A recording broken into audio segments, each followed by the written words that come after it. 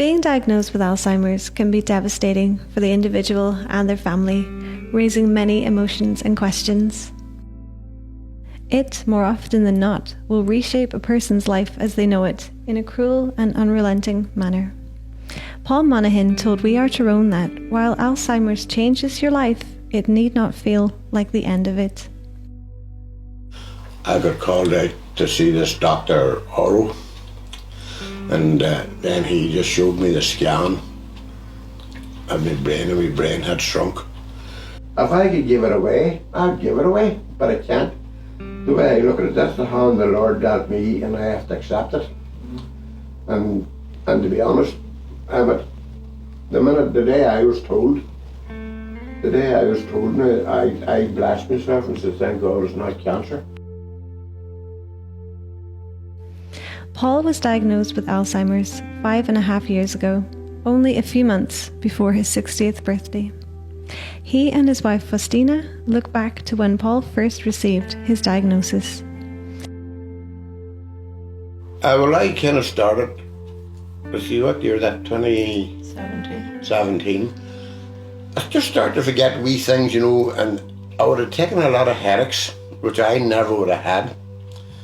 And I kind of got concerned, and Faustina, she said, you're making an appointment with the doctor. And I went to the memory clinic anyway, and gave me a picture of a clock and told me to write 11:10 or something like that in it. And I put the hands outside the clock and maybe do a square, and everything went pear-shaped of me. And then he just showed me the scan of my brain, and my brain had shrunk. And he just more or less said to me that I had early onset dementia, or Alzheimer's. Then he says, Paul, go and get your affairs in order. And that was it. And we came out and we looked at each other. I cried a wee bit, but Paul's attitude got us all through it. He really did. And then I just went home and just thought, well, it's not going to beat me.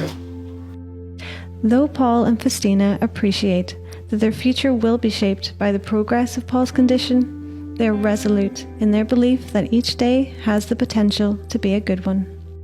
Paul would plant up pots for me, where he's very green-fingered. He planted up my roses a couple of days ago. There's one place I'd love to go, but I just wouldn't be fit to cope with it. Would have been the Chelsea Flower Show. It's on there at the minute.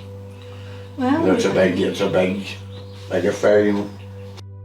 We asked Paul how it feels not to be able to do the things he'd love to do. To be honest, it doesn't bother me. You know, if you start to dwell on things, I think that'll be my downfall.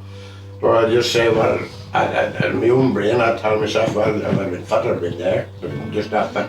And I know I'm going to torture myself, and I don't want to do that.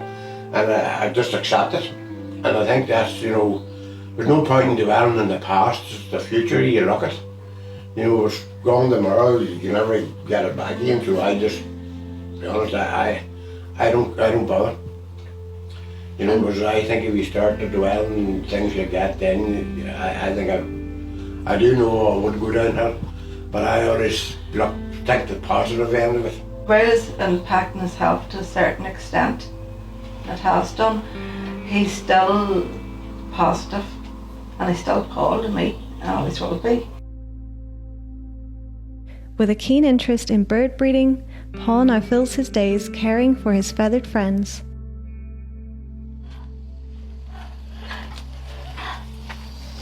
Oh, Rico. Although it has become more challenging to do the things that he has loved in the past. However, post-diagnosis, Paul still remains positive. Bye-bye. Bye-bye. Bye-bye.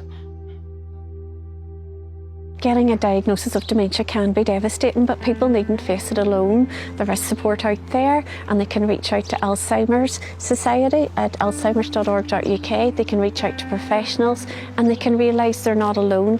They can be supported to access information, support and signposting.